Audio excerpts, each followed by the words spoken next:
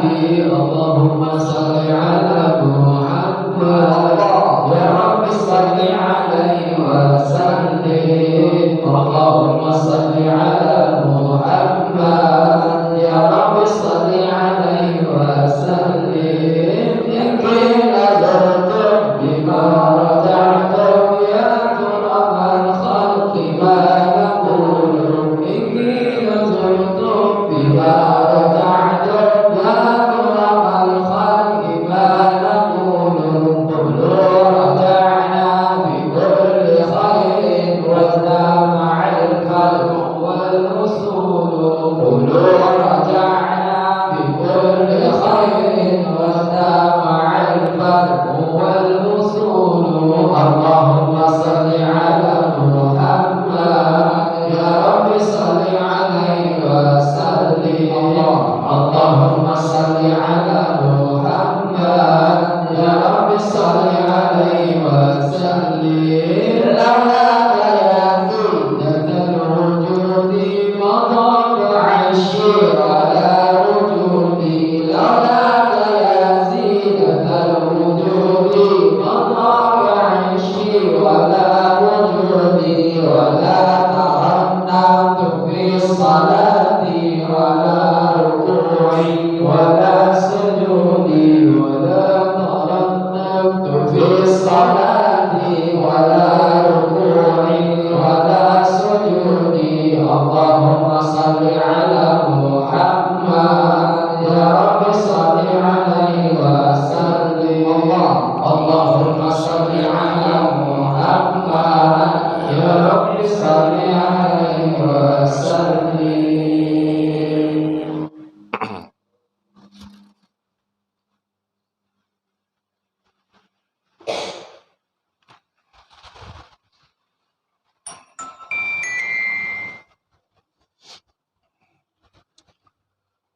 Kita baca salawat lagi untuk memohon kepada Allah semoga air yang ada di depan kita menjadi penyebab kesembuhan segala penyakit kita. Bismillahirrahmanirrahim. Allahumma salli ala sayyidina Muhammadin salatan takunu likulli da'in dawa wa likulli illatin shifa fatadfa'u anna kulla mihnatin wa bala'in birahmatika ya arhamar rahimin.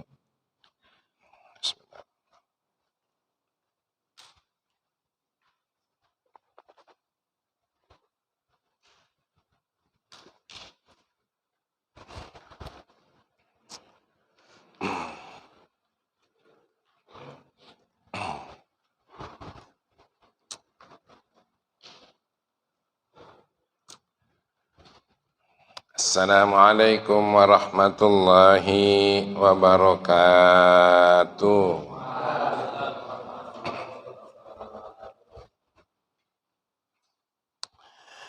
Kita baca khutbahnya bersama-sama. Bismillahirrahmanirrahim. Alhamdulillahi rabbil alamin. Wassalatu wassalamu ala ashrafil anbiya'i wal mursalin Sayyidina wa maulana Muhammadin wa ala alihi wa sahbihi ajma'in. Sekali lagi tidak bosan kita baca umul kitab, semoga dengan rahasia surat Fatihah Allah senantiasa selamatkan kita dari kezaliman, dan yang berzalim silahkan berkesibukan sesama zalim, dalam hal ini berbenturan bersama mereka. Ala hadhihi niyah al-Fatihah. A'udzu billahi minasy syaithanir rajim. Bismillahirrahmanirrahim. Alhamdulillahi rabbil alamin. Ar-Rahmanir Rahim. مالك يوم الدين إياك نعبد وإياك نستعين اهدنا الصراط المستقيم صراط الذين أنعمت عليهم غير المغضوب عليهم ولا الضالين. Doanya kita baca bersama. Allahumma salli ala sayyidina Muhammad wa ashghilil zalimin bil zalimin. Allahumma salli ala sayyidina Muhammad wa ashghilil zalimin bil zalimin wa akhrijna min bainihim salimin wa ala alihi wa sahbihi ajma'in. Rahmat salam berlimpah pada Nabi Muhammad, benturkanlah sesama orang zalim menzalimi, selamatkanlah kami dari kezaliman. Keluarga Nabi, sahabat penuh rahmat salam.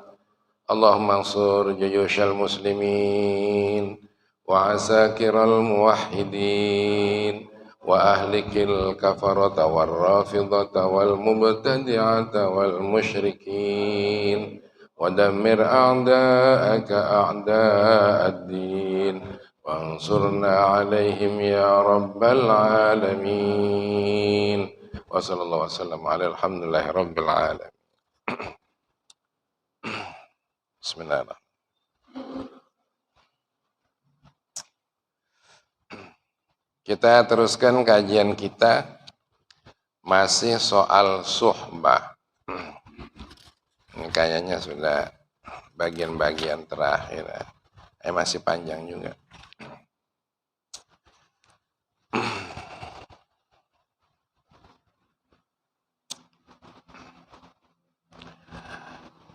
Di dalam kitab Bidayatul Hidayah yang kemudian disyarahi, kitab Bidayatul Bidayah itu adalah karangan Imam Ghazali, kemudian disyarahi oleh Syekh Muhammad Nawawi bin Umar Al-Jawi Al-Bantani dalam kitab Maraqil Ubudiyah. Tugas kita memang 3.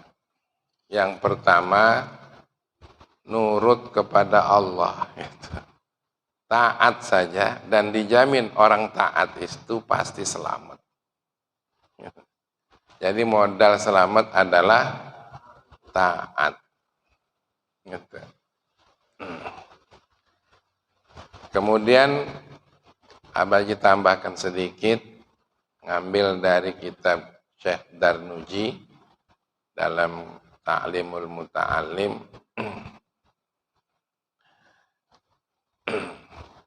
Kalau sudah selamat, pengen tinggi derajatnya, berlaku hormat. Sudah nurut, hormat.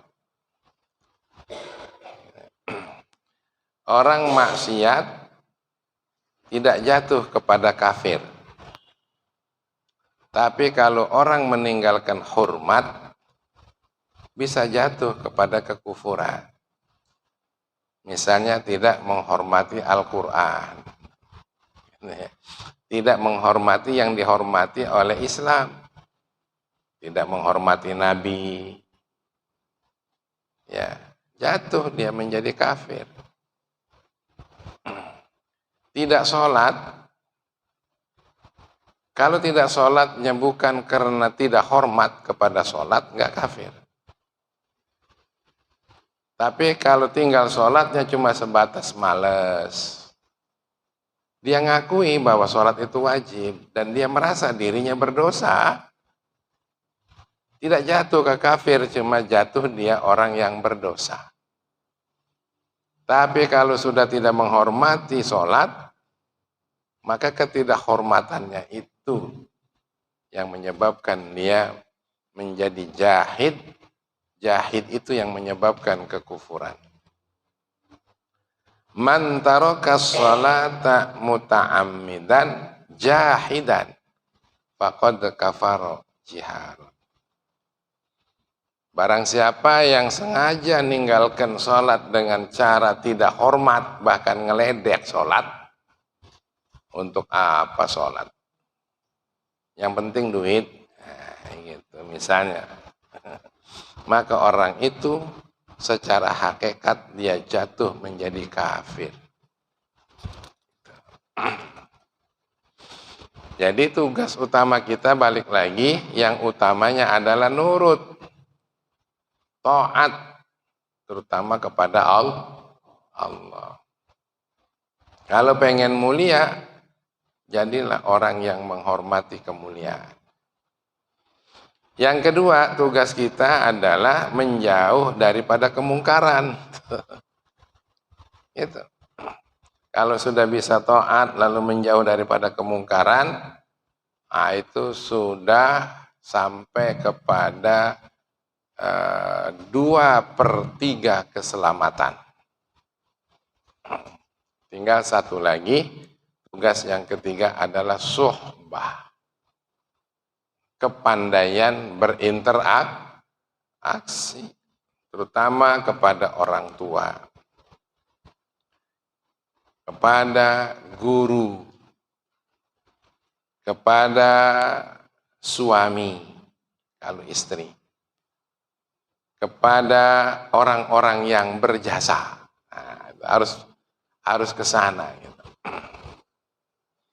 Dan orang yang berjasa itu banyak sekali. Tapi yang paling dekat sama kita, orang yang berjasa itu adalah antara lain mertua yang sudah punya mertua. Odon, ya, kamu belum punya mertua kan? Mertua tuh Masya Allah, diulang-ulang lah sebutan jasanya itu. Anaknya yang dari kecil diurus sampai cantik, sampai ganteng, dikasihkan sama mantunya. Benar gak? Bahkan tidak hanya anaknya saja, hartanya disertakan. Perlindungannya, jangan baik mantu mertua tuh dijelek-jelekkan, melawan tuh mertuanya, benar gak tuh? Coba saja Ustaz Hasan itu dijelek-jelekkan depan mertuanya, gimana kira-kira tuh? Palang pintu bicara. Jadi mertua tuh yang jasa. Ini suhbah. Siapa lagi yang berjasa? Istri. Tadi suami udah disebut. Istri itu. Insya Allah. Ada yang hampir 2 tahun sekali bongkar mesin istri itu. Melahirkan anak. Masya Allah. Jangan yang disepelekan. Mengandung anak kita, melahirkan, rebutan nyawa. Masya Allah. Berkuah darah, bersimbah keringat. Berebutan nyawa lagi. Antara hidup dan mati. Tapi ada orang yang tidak tahu jasanya istri itu ada. Insya Allah. Salah sedikit aja jadi masalah besar. Ada yang sampai disakiti, dimarahi, ditaboki, siang hari itu. malamnya, ya Allah, Azul, siang dimarahi sampai disakiti, malam, ya Allah, oh, sudah begitu istri nurut aja, laki yang nabok kita tadi itu masih tidur, istrinya sudah ngidupin api. Sudah menyediakan minuman, masakan. Kadang-kadang masakannya nggak diterima pula. Aduh, ya kalau sudah begini berat kita. Tuh. Makanya memaafkan istri itu sudah merupakan surga. Istri mentaati suami, jalan tol menuju surga. Suami memaafkan istri, menyayangi istri juga sama. Tapi jangan salah, kalau istri tidak dihargai, neraka lebih cepat pula masuk buat suaminya itu. Ini suhbah. Abaji, nyebut-nyebut ini berulang bukan apa-apa. Ya. Karena yang paling dekat sama kita adalah istri. Itu orang yang berjasa itu. Yang kedua, yang ketiga, siapa yang berjasa? Siapa? Yang dekat sama kita? Pembantu. Ingat-ingat tuh, pembantu tuh. Ya Allah.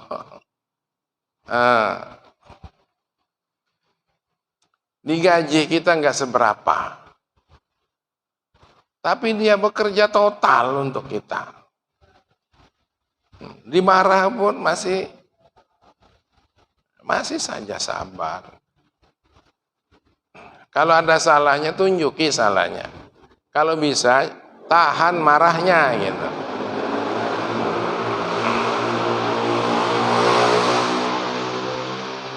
Tapi kalau nggak marah juga, kata Imam Ghazali, hanya keledai yang nggak marah. Tuh. Wajar kalau kita ada marahnya, tuh wajar. Tapi bukan karena membenci, tapi karena untuk meluruskan kesalahannya. Siapa lagi yang berjasa ini?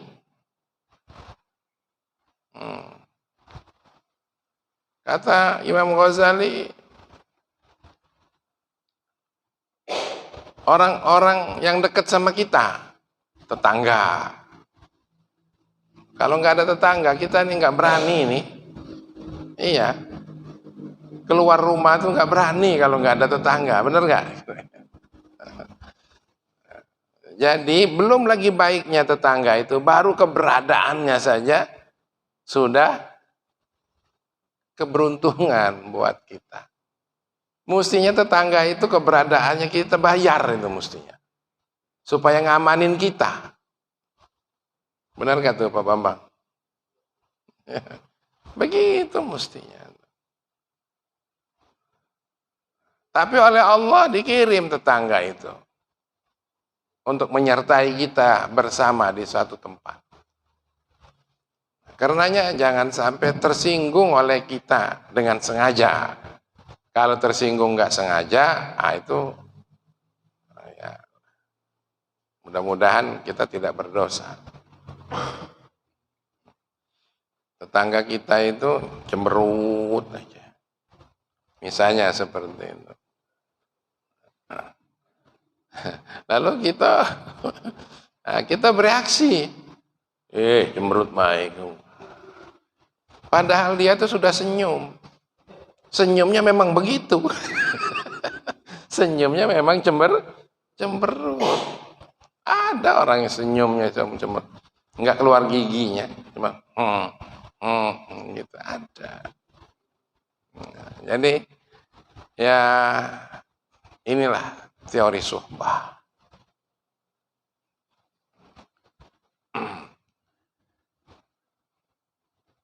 Kalau Imam Ghazali nambah satu lagi. Selain suhbah itu ada harokah.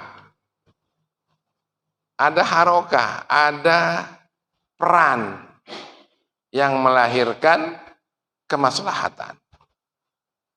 Misalnya, ada orang sedang membangun masjid. Ikutlah dalam membangun masjid, itu namanya harokah. Kalau bisa dengan duitnya. Bahkan selain duit ada tenaganya. Gitu. Ikut, jangan nggak ikut. Itu kalau nggak ikut namanya tidak punya harokah. Padahal itu yang sudah didatangkan oleh Allah dekat kita. Kesempatan untuk kita bisa berharokah. Ada orang pengajian, ikut gabung dengan pengajian. Ikut meramaikan pengajian, ikut mendukung. Kalaupun tidak mendukung, jangan ngucap, dem. Ini sudah ngaji dak galak, dukung dak galak, ngato, ngato melulu. Nah ini yang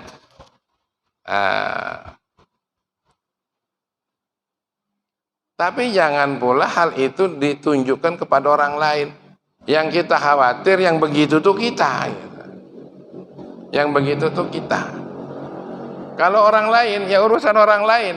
Tapi kita juga berkewajiban mendakwainya. Tapi kalau yang seperti itu kita, inilah resiko buat kita. Ada orang buat irigasi, buat air, misalnya ngalirkan air dari gunung, ikut, jangan nggak ikut. Dan itu tidak bakal disia-siakan oleh Allah Subhanahu wa Ta'ala. Nah, itu yang ada di dalam kitab Maraqil Ubudiyah. Dalam kitab ini An-Nasaihud Diniyah ini wal Wasaya Al-Imaniyah disebutkan fasuhbatul muttaqin was-salihin qurbatun ilallah. Wahia as-suhbatul mahmudah al-mashkurah. Bergaul, berinteraksi dengan orang-orang yang takwa, orang-orang soleh, itulah ibadah yang mendekatkan diri kepada Allah. Tuh coba. Nah. Bergaul aja lah. Dan pergaulan seperti itu sangat terpuji dan sangat disyukuri. Gitu. Bergabunglah dengan orang soleh. Apatah lagi bergabungnya dengan orang yang soleh yang ada ilmunya lagi. Yang ada ilmunya. Makanya jalan tol menuju surga itu bagi kita ada beberapa. Yang pertama menuntut ilmu. Sahhalallahu lahu thariqan ilal jannah.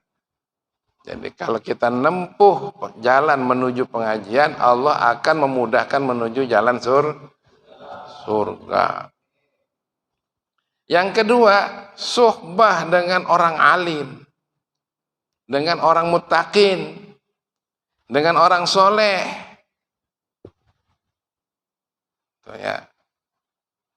Tapi sekarang ini orang soleh, orang muttaqin itu justru dianggap penghalang sekarang.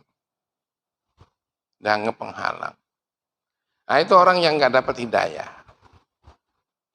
Padahal ada hadis ya yang pernah saya sampaikan dan diulang lagi lah. Ilmu itu boleh diulang-ulang. Sama dengan uang bebacok, kalau pengen putus berulang-ulang. Kalau sekali belum tentu putus. Manjalasa ma'al alim sa'atain Barang siapa yang duduk bersama orang alim 2 saat, ini jalan surga. Ya. 2 saat. Nah, 2 saat itu paling sedikit ada yang mengatakan membaca tasbih 33 kali. Berapa menit? Berapa menit? Subhanallah, subhanallah. Apalagi yang sudah lancar bacanya. Subhanallah, subhanallah, subhanallah, subhanallah. Kalau yang masih tidak lancar dan masih belajar, kayak Pak Haji Pendi, lama dia subhanallah, subhanallah, subhanallah. Ya enggak? Kalau yang lancar, Mang Lukman ngebut, manallah, manallah, manallah, manallah. 2 kali itu saja duduk sama orang alim, lalu kemudian sempat mendengar wasami'a kalamahu kalimatain. Sempat mendengar omongannya 2 kata saja katanya. Ngajak suhbah dengan baik. Yuk kita bergaul sama orang soleh. Yuk kita bergaul sama orang takwa. Itu saja. Wa zahaba ma'ahu khotwatain. Lalu kemudian pergi bersamanya 2 langkah. Pergi ini maksudnya mendukung. Mendukung gerakan orang alim tadi. A'tahullahu jannatain. Allah akan memberi hadiah 2 surga. Subhanallah. Kullu jannatin mislud dunya marratain. Setiap surganya nilainya lebih hebat daripada 2 kali dunia ini. Tuh. Kita di dunia tanah sejengkal jadi rebutan. Nah. Kita di dunia pelepah kelapa jadi rebutan.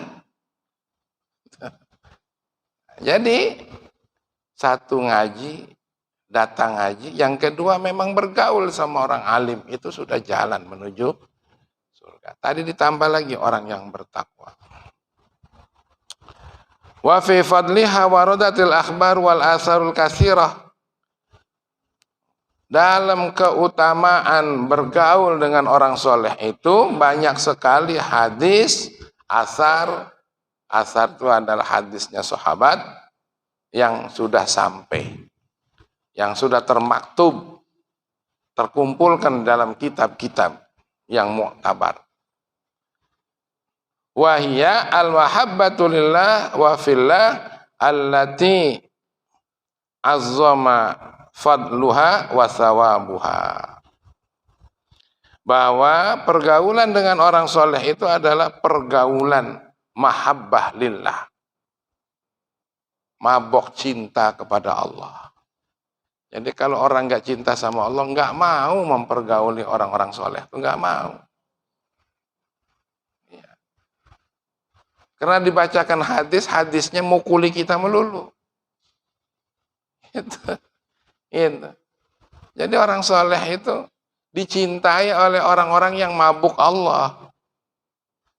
Orang yang tidak mabuk Allah benci. Bahkan kalau perlu pengennya dimusnahkan. Orang soleh.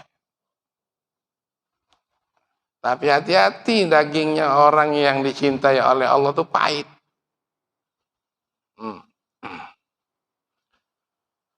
Ya.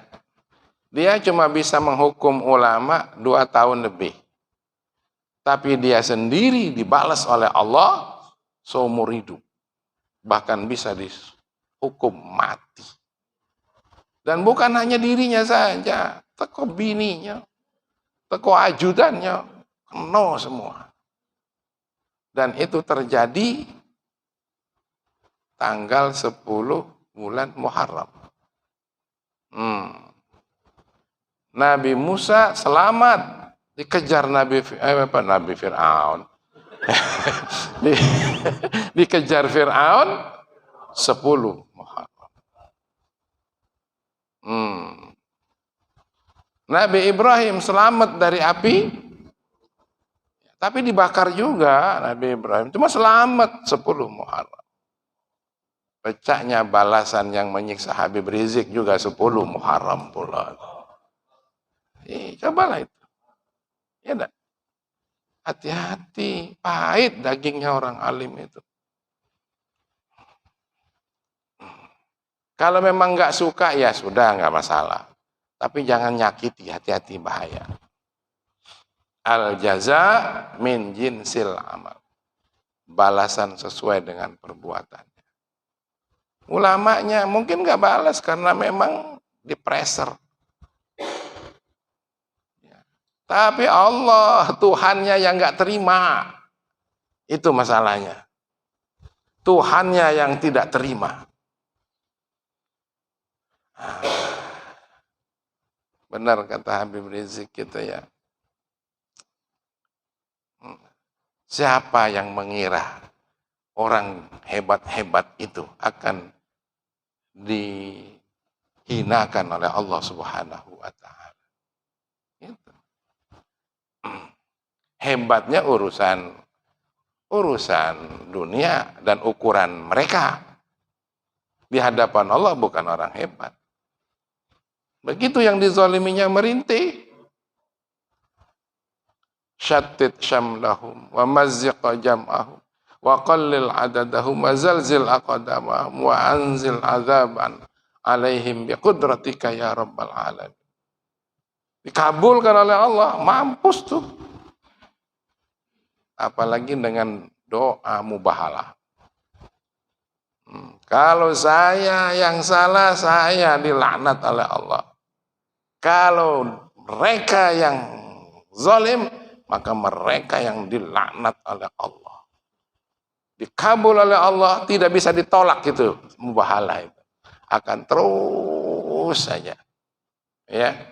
Makin mepet, makin akan banyak lagi. Hati-hati.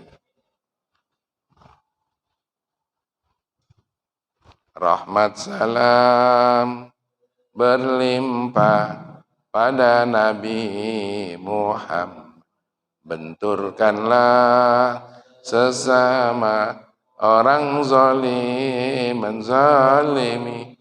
Selamatkanlah kami dari kezaliman mereka. Keluarga Nabi, sahabat, penuh rahmat selamat. Indonesia ini merdeka berkat adanya keturunan Rasulullah dan adanya pewaris Rasul, yaitu para ulama. Gitu. Para habaib dan para ulama-ulama kita yang diikuti oleh jamaahnya dan santri-santrinya. Gitu. Sehingga dengan doanya para ulama itu, meriam Belanda dikalahkan dengan bambu runcing. Kalau bukan karena doanya para ulama, pewaris Rasulullah itu, yang kemudian diantara ulama itu ada juga keturunan Rasulullah, kita ini belum tentu merdeka. Dan merdeka kita sekarang juga baru merdeka negaranya baik. Merdeka bangsanya saja. Nah, rakyatnya sudah merdeka belum? Sudah merdeka belum dengan hukum yang adil? Belum. Sudah merdeka belum dengan ekonomi? Belum. Padahal dalam Al-Quran, kemerdekaan itu dijelaskan oleh Allah. Laqad karramna bani Adama wa hamalnahum fil barri wal bahri wa razaqnahum minat thayyibat. Kami muliakan Bani Adam itu. Itulah kemerdekaan. Dengan apa kemuliaannya? Dengan didatangkannya Rasulullah yang membawa Al-Quran, yang membawa risalah. Tanpa Rasulullah kita masih jahiliyah. Masih dikuasai oleh jin. Masih diliputi oleh kebodohan. Jadi merdekanya Indonesia ini berkat adanya Rasulullah nih. Kalau nggak ada Rasulullah, tidak merdeka kita. Makanya hanya orang bodoh yang mengatakan, siapa yang memperjuangkan kemerdekaan? Rasulullah apa bukan Rasulullah? Orang buyan. Orang buyan. Ya.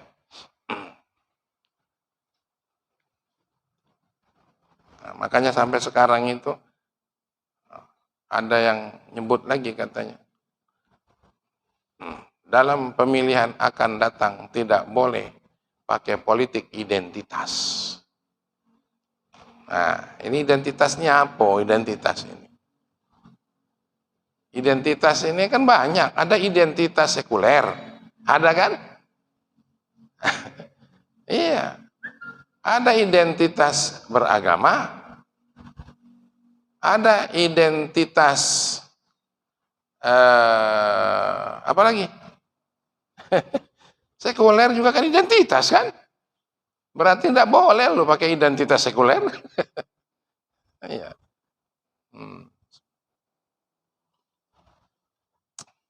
Ya. Masya Allah. Jadi, Bang, diserukan kita untuk bersuhbah ini, berinteraksi ini dengan orang-orang yang bertakwa. Carilah orang yang bertakwa.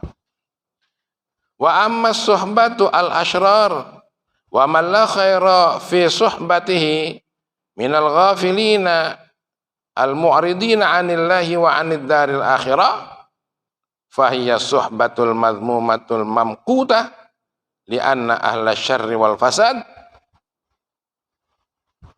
yata'ayyanu ba'duhum fillah.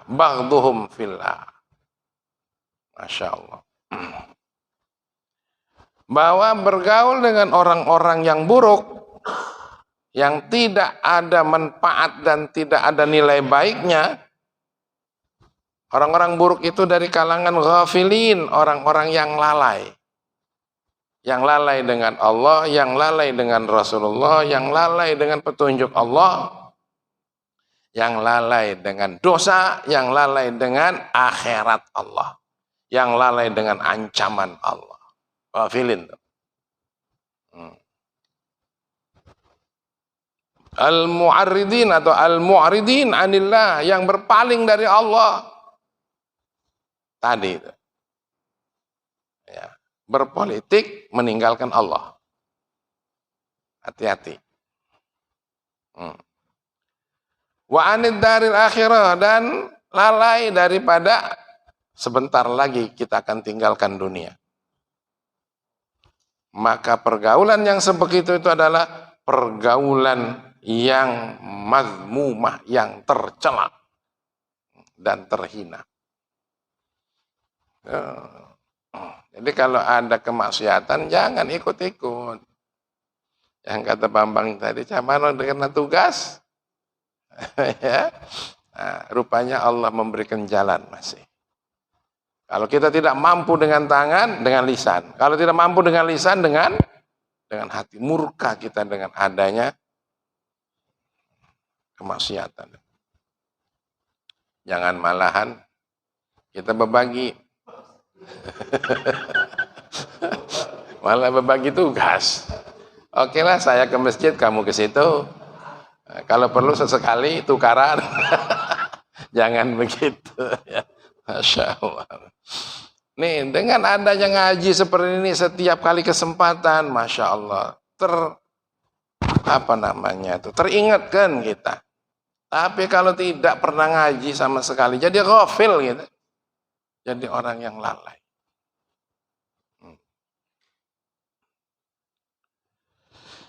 Ahli-ahli keburukan dan ahli-ahli kerusakan itu, ya, dia akan menunjukkan kemurkaan mereka pada Allah Subhanahu wa taala. Wa tajibu muba'adatuhum, dan wajib untuk menjauhi mereka. Wa mujanabatuhum, dan menyingkir dari mereka. Wa dzalika minal muhimmati fid din, dan itu penting dalam urusan agama. Ngaji penting, sholat penting, menjauh dari pergaulan buruk penting. Gitu. Ya rubat batar butaz marubat bihaqqi baqallahus samad. Demi Allah, orang yang durhaka itu, jangan sampai kita yang durhaka. Orang yang durhaka itu lebih berbahaya ketimbang binatang buas yang berbisa. Kalau binatang buas ngejar kita, kita naik kelapa, selesai, aman kita. Tapi kalau orang durhaka, ditembak di rumahnya. Ditembak, jambak, tembak. Masya Allah. Pecah otaknya, diwadai, masukkan ke dalam perut. Sejahat itu loh. Orang durhaka. Ya. Sebelum di akhirat hukumannya di dunia sudah persekotnya akan dia rasakan. Tidak perlu sedikit tuh Pak Haji. Ya, yang sudah terpapar itu 31 orang. Yang sudah terpapar 31 orang. Jumlahnya 55 orang. Ya Allah. Mau jadi apa negeri diobok-obok oleh mereka itu? Mereka pegang senjata, mereka pegang kuasa, mereka pegang uang. Lalu melindungi perbuatan maksiat. Judi, narkoba, asusila. Saya dengar dari berita. Saya dengar dari berita. Aduh, malu kita dengarnya. Manakala didengar oleh orang luar negeri. Malu kita. Moga-moga kita dilindungi oleh Allah Subhanahu wa Ta'ala. Negara kita diselamatkan dari hal-hal yang seperti itu.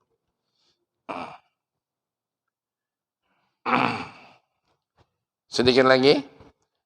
Wa man ahabba fillahi walillahi man barra min ibadillahi wattaqa wa abghadha la muhalata man asallaha wa arada an ta'atihi fa innal hubba fillah wal bughdha fillah mutalazimani la yasihu ahaduhuma bidunil akhir wa huma minad dini bimanzalatin aliyatin rafi'ah. Masya Allah. Jadi orang yang mencintai karena Allah dalam urusan agama Allah dan untuk keridhaan Allah itu adalah orang yang dari kalangan hamba Allah yang baik-baik dan bertakwa. Makhluk ini kan, manusia ini kan ada dua ya. Ada yang jadi makhluk, ada yang jadi hamba. Ingat-ingat. Ada yang jadi makhluk, ada yang jadi hamba. Bedanya antara hamba dengan makhluk ya adalah bertakwa. Tidak bertakwa bukan hamba, tapi makhluk. Yang satu jenisnya manusia, yang lain ada makhluk lain. Binatang. Makan sama makan. Minum sama minum. Beranak sama beranak. Nah, cuma punya hati sama punya hati yang kemarin kita kaji. Hatinya sama, tapi hati binatang sama hati manusia sama, kata Imam Ghazali itu. Cuma bedanya manusia yang mendapat yang ma'rifat mengenal Allah, di situ bedanya dengan binatang, dengan makhluk. Jadi kemudian hamba-hamba Allah yang baik ini, kalau dia mau mencinta karena untuk keridhaan Allah. Kalau dia membenci, membenci karena kemurkaan Allah. Jadi membencinya bukan karena kita nggak suka, tapi membenci karena kemurkaan Allah. Itu dimurkai, lalu kita tidak suka. Gitu. Dan ini yang perlu ada untuk kita. Afdalul a'mal al-hubbu fillah wal bughdu fillah. Bahwa sebaik-baik amal adalah mencintai dalam urusan agama Allah dan membenci dalam urusan agama Allah. Itu boleh kita membenci, tapi membenci karena kalau bahasa guru Abaji itu ya masih teringat. Kamu tidak boleh mencintai sesuatu kecuali sesuatu itu ada cinta Allah di sana. Gimana tuh? Mencintai gadis, mencintai siapapun, kalau di sana ada cinta Allah, boleh kamu cintai. Tapi secantik apapun gadis itu, kalau di sana ada murka Allah, tidak hak kamu untuk mencintainya. Oh, kira-kira begitu. Itu untuk gadis. Nah, bagaimana kalau ada janda tua? Tapi di sana cinta Allah ada. Berani mencintainya? Hah? Itu. Nah, sini ada gadis cantik, di sini ada janda tua. Nah, janda cantik ini dimurkai oleh Allah. Sedangkan janda tua disenangi oleh Allah. Kira-kira kemana cinta kita itu?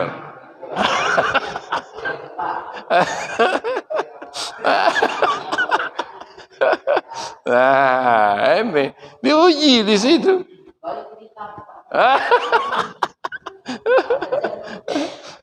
Jadi Camano itu, nih, ini ada gadis cantik, tapi tidak beriman, beragama lain. Nah, sedangkan ini sederhana, janda lagi. Tapi muslim, solehah. Kira-kira yang mana yang harus kita pilih? Nah, bagi orang yang menjadi hamba Allah, pasti tidak salah pilih. Yang mana yang dipilih itu? Nah, yang janda. Yang cantik biar Abaji yang ambil, Abaji Islamkan ya. Abaji Islamkan ya.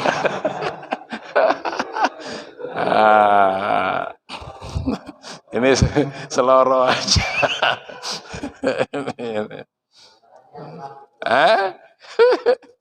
Masya Allah. Itulah kira-kira kajian kita untuk hari ini. Mudah-mudahan menambah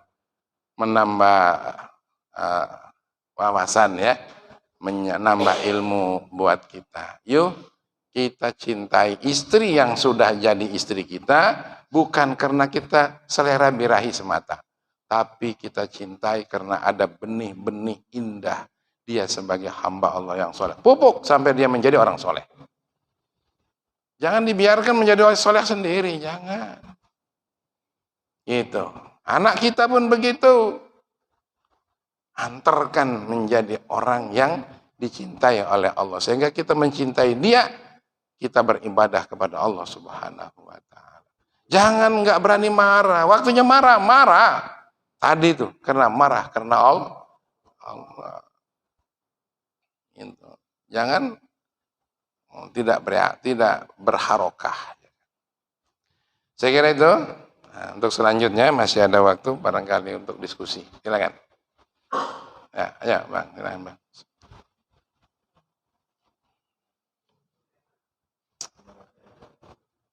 Terima kasih. Mohon izin tanya masalah syubhat, interaksi pergaulan. Bagaimana dengan pergaulan atau syubhatnya yang di kalangan masyarakat sekarang kebanyakan banyak mengarah kepada kemaksiatan. Salah satu contohnya ini menjelang 17 Agustus. Ini ada keliling-keliling nyari duit sehingga uangnya itu nanti digunakan untuk malam atau pokoknya musik yang di situ ada maksiat. Kalau kita udah kasih di masyarakat itu bakal jadi omongan dari orang. Kalau perngasih itu mendukung. Bahkan kalau didikan dulu zaman dulu majunya agama, kadang-kadang ada keliling begitu ada pesta siang karena malam tidak diadakan oleh tuan rumah, sehingga masyarakat keliling mencari itu nambah biaya supaya musiknya sampai malam. Tapi alhamdulillah kalau sekarang ada lagi, Pak. Sekarang lagi. Nah ini tadi baru kejadian masalah 17 itu sudah diputuskan nanti ada musiknya, ada orangnya orang siang. Itu ada maksiat. Itu diminta. Ini gimana jika dia dikasih logo maksiat tidak dikasih dikasih wo. Itu yang pertama. Yang kedua yang saya tanya bagaimana supaya atau pergaulan dengan wanita ini. Karena di kantor ini kan saya kantor kemudian juga gitu. Kedua saya dengan wanita ini saya mana sih Pak sebenarnya? Terima kasih. Iya. Ini pertanyaan bagus yang memang di tengah-tengah masyarakat seperti itu ya, Dak ya. 17 Agustus ini sebenarnya nikmat dari Allah. Mestinya disyukuri. Kalau bukan karena karunia Allah, kita nggak merdeka. Tapi sekarang mensyukurinya dengan dangdutan. Itu kira-kira yang ada ini ya. Mensyukurinya dengan musik-musikan yang melalaikan Allah.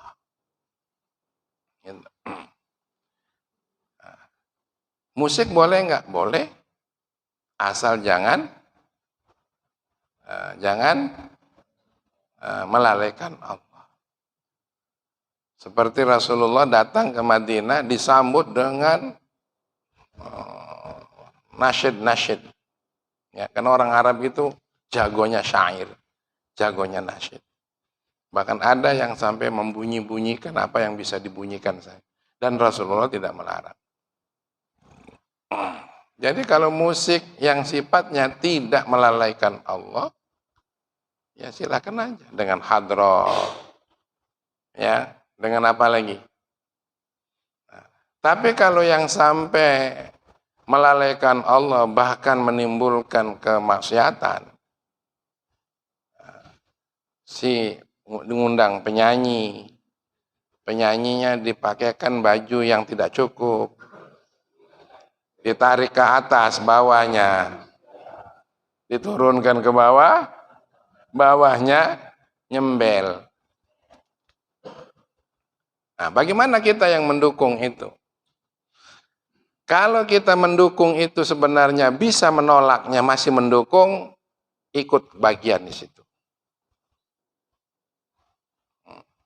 Sanna sunnatan sayyi'atan falahu wizruha wa wizru man amila biha. Kalau kita ikut andil di sana, padahal kita bisa untuk tidak andil, maka itu kita ikut bersamanya. Tapi kalau kita ternyata nggak bisa tidak ikut andil karena ada pressure di sana, itu darurat. Kalau kamu tidak ikut, saya pecat jadi orang nikan. Nah, misal. Bolehlah tidak ikut. Gitu. Kalau nggak dipecat, cuma dikatoin baik. Dikato-katoin baik. Memang begitulah setiap amalan yang baik, apalagi untuk mencegah kemungkaran, pasti resikonya ada. Dan resiko itu kalau kita sobari, itulah menambah pahala lagi buat kita. Itu. Jadi nyatanya di Nikan selama ini seperti itu adanya, tapi sekarang mulai berkurang.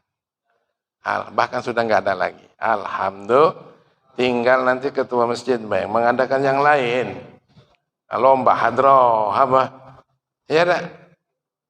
Ini karunia Allah, kemerdekaan ini. Mari kita syukuri dengan yang diridhoi oleh Allah.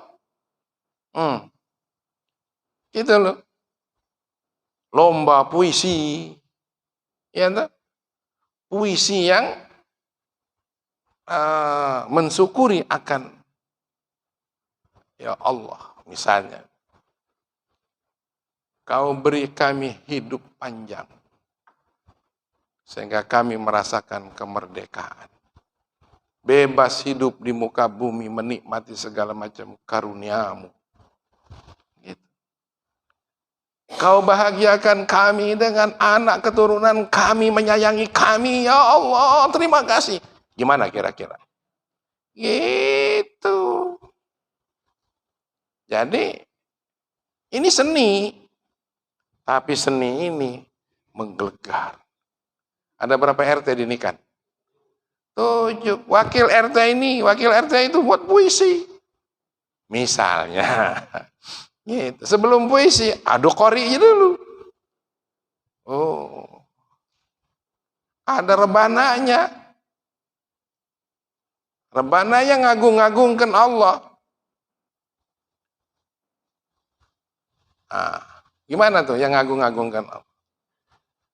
Ya Allah, Engkau Tuhanku, tiada Tuhan melainkan Engkau.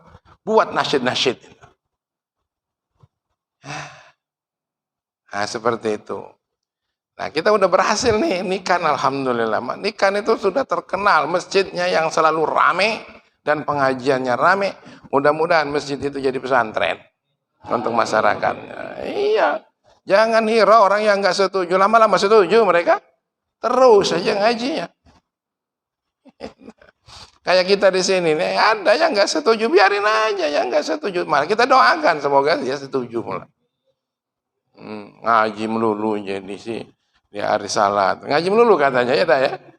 Subuh ngaji, Selasa ngaji, Senin ngaji sini ya, Selasa ya. Rebo ngaji pula, Jumat ngaji pula sini. Amis. Ngaji juga alhamdulillah makin rame yang ngajinya. Hitungannya ada 50 orang dibagi 10. Jamaahnya Pak Ari, Pak Yul, Pak Lukman. Tapi terus baik.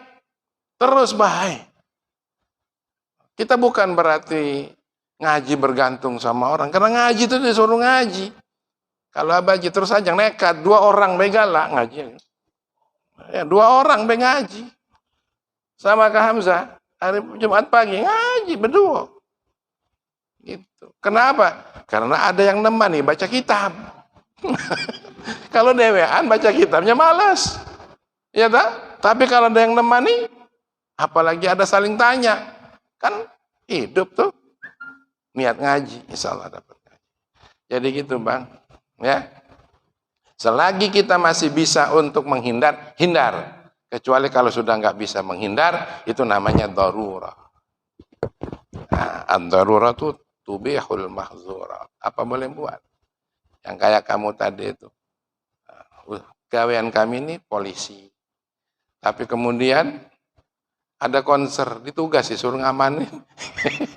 Ngamanin konser. Iya, kalau bisa larang dengan tangan larang. Nggak bisa dibisikkan. Kalau masih nggak bisa juga, sudah murka di hati.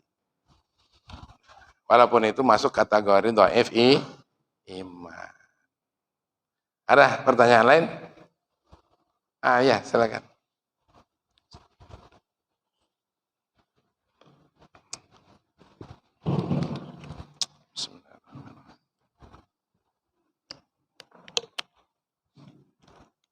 Assalamualaikum warahmatullahi wabarakatuh. Waalaikumsalam. Orang yang berjasa tadi, itu ada teman saya itu curhat. Dia tuh punya perusahaan ya. Ternyata dia ada tarikan antara dia dengan dijual. Jadi dia ngomong, ini bisa hancur kata saya. Yaitu rombongan kami pengajian itu ngomong jangan teruskan, itu bahaya. Nah itu apa hubungan kalau menurut Islam dia tertarik sama bawah hadir, cuma menurut aturan Islam. Ya. Itu yang pertama. Yang kedua, masalah anak sama orang tua. Itu saya sering melihat TV itu, kalau anak laki-laki itu hak seorang ibu. Nah, bagaimana kalau sudah berumah tangga? Apakah masih hak seorang ibu kalau laki-laki? Karena orang tua itu kan gelap-gelap ya. Nah, jatuh sedikit, tangannya keseliru, katanya teguran. Teguran dalam arti, apa kalau orang musuh itu ngomong katanya keteguran. Jadi dia ngajak anaknya pergi ngantar paranormal. Ternyata anaknya sering pengajian, dia bilang nggak mau saya. Itu termasuk dosa. Ya. Ya, Makasih. Ini pertanyaannya memang yang biasa ada di masyarakat dan perlu ini untuk dibahas. Yang pertama tadi yang tertarik dengan biduan tadi ya.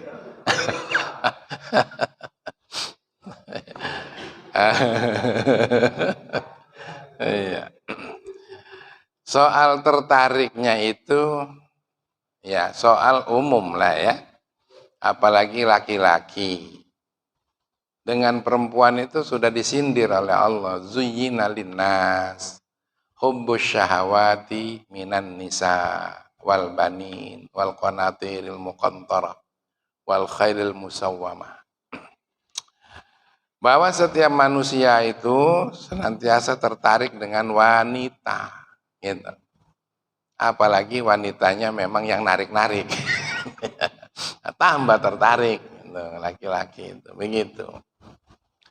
Nah cuma kalau yang menarik itu ternyata hobinya maksiat, kan biduan tadi ya, biduan. Ya biduan ini tidak semuanya maksiat. Nah, kalau biduannya wanita yang menjaga aurat, yang kemudian yang dinyanyikannya adalah sholawat, syair-syair yang mendidik, ya, nah, tertarik ke situ mungkin tidak dosa kayaknya. Nah, tidak dosa itu, ya. Nah, tapi kalau wanitanya yang pakai baju adeknya tadi, nah, itu maksiat, ya. Kalau bisa ya kita kan diberi hak untuk ikhtiar, untuk memilih. Jangan sembarangan memilih. Memilih tadi tuh suka karena Allah, benci karena Allah. Kalau tadi suka karena nafsu, suka karena bajunya pendek. Jadi itu dosa. Insya Allah dosa lah. Ya. Sedangkan yang kedua, masalah tadi apa? Masalah anak laki-laki sama ibu. Maksudnya ibunya tuh gimana?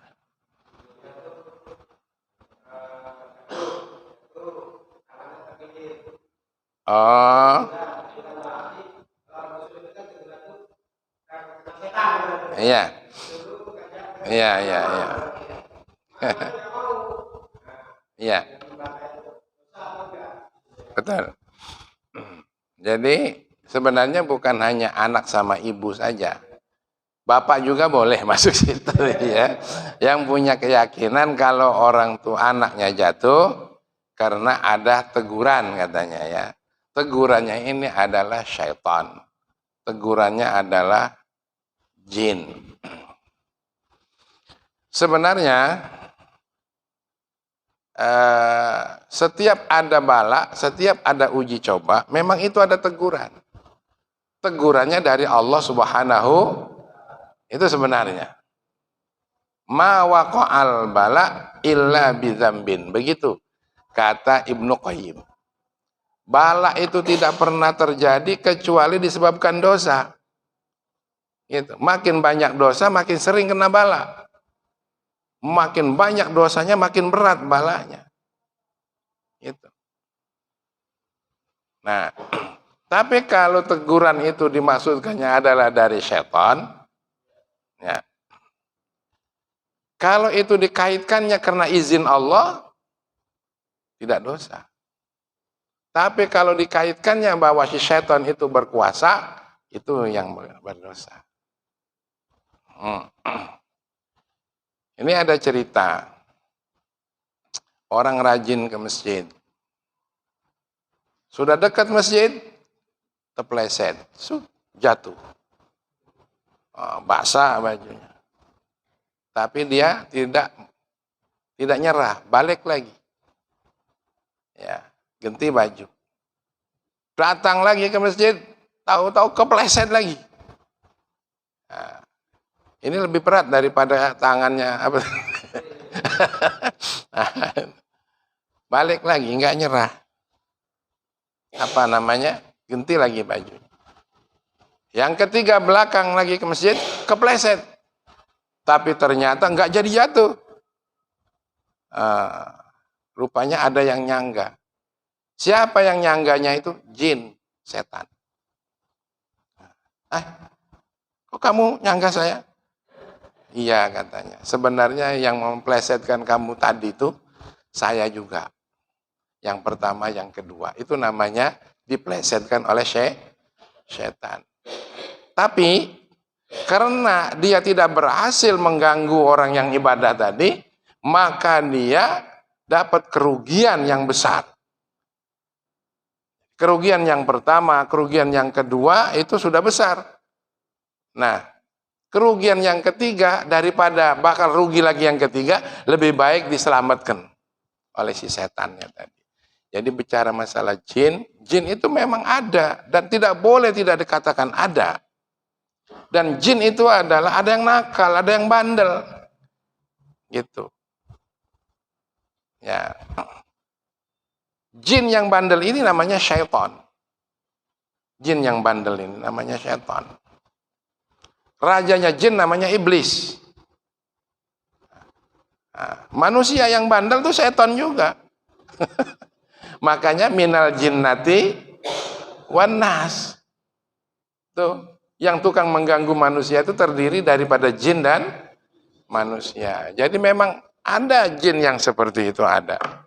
Bahkan ada jin yang bisa dikirim oleh orang lain. Itulah sihir namanya. Nah, Nabi pun terkena sihir. Ini bukan Nabi lemah daripada sihir, tapi ini untuk membuktikan bahwa sihir itu ada. Nah, jadi yang katanya jin-jin tadi itu memang semuanya ada. Tapi kalau dikaitkannya hanya dengan jinnya saja yang punya kekuasaan, dosa kita. Tapi kalau dikaitkannya bahwa ini adalah teguran dari Allah Subhanahu wa taala, maka itu menyebabkan didikan buat kita. Kami beberapa tahun yang lalu datang ke Malaysia di Country Home, datang sana. Itu mereka lagi pada begitu datang kami hanya disambut oleh tim kecil, biasanya rame-rame itu nyambut kami ini, ada tim kecil saja. Mengapa ini? Semua orang lagi ada di majelis, lagi bertangisan. Kenapa itu? Kemarin dan sampai semalam ada puting beliung menghantam tempat dia itu. Merek-merek pada berguguran, segala macam pada berjatuhan. Dia meyakini bahwa itu adalah izin Allah, tentaranya bergerak berupa angin untuk menghancurkan itu karena adanya dosa-dosa mereka. Apa yang dirasakan dosa oleh mereka? Ternyata mereka kekurangan sholat tahajud. Itu saja. Jadi kalau ada hal-hal yang kurang cocok dengan kita, tidak disukai, boleh kita hubungkan. Apakah ini mungkin jin, apakah ini, tapi semuanya karena izin Allah Subhanahu wa ta'ala. Tapi jin itu kata Allah, kata Rasulullah, nggak bisa berbuat kalau kitanya punya senjata. Apa senjatanya? Mangqala bismillahirrahmanirrahim yadzubu syaitanu kama yadzubur rasasu 'alan nar. Barang siapa yang membaca bismillahirrahmanirrahim, syaitan yang nakal tadi akan hancur laksana hancurnya timah di atas api. Itu. Jadi bisa saja kepleset itu gara-gara berangkat dari rumah tidak bismillah. Makanya harus berangkat itu jangan lepas bismillah. Bismillahirrahmanirrahim supaya jangan ditegor. Apa namanya dah? Jangan ditenggoran. Jadi gitu ya. Jadi pokoknya kalau ada orang yang diganggu seperti itu banyakin baca bismillah. Sedikit ada ya.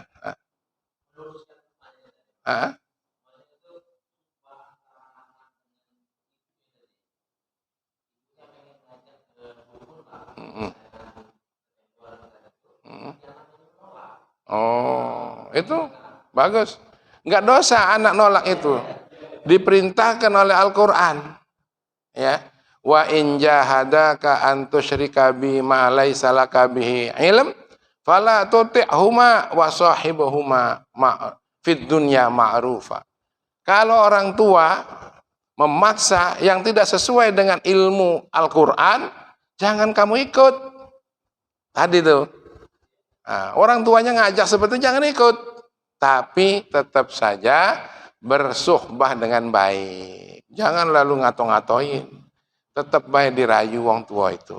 Jangankan muslim, wong tua kafir pun kita tetap harus berlaku baik. Itu kira-kira.